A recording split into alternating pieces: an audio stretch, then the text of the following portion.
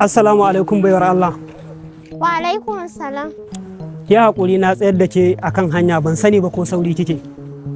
Ina so a cikin lokacin da Allah ya baki ki bani aron minti biyu kasal. Wake ina jin ka. A zahirin gaskiya idanuna sun gani ita kuma zuciyata tana so. Tunda idanuna suka yi tozali da wannan kyakkyawar halitta. Nan take sai na ji na yi gamo da macen da nake so in auri irinta.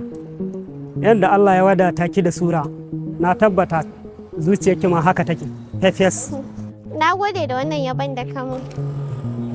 Ni ma na gode. A gaskiya ina son ki da fatan zan samu gurbi a cikin zuciyarki kuma ina fatan za ki amince da soyayyar da na zo da shi a gare ki. Ok, ina da buƙatar lokaci zan yi tunani. Haka ne, yana da kyau duk abin da mutum zai yi ya tsaya ya yi tunani a kai. Na karɓi wannan uzurin. To, zan so dai ka ɗan bani lokaci. Ni da iya sani na da iya zuciyarki kawai za ki shawara.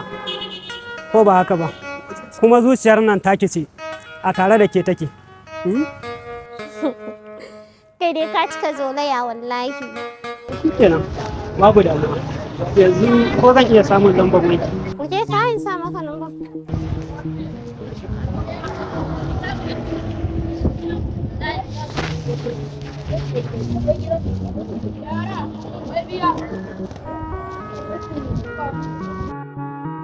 Gashi nan ka yi sabin da kanka ai.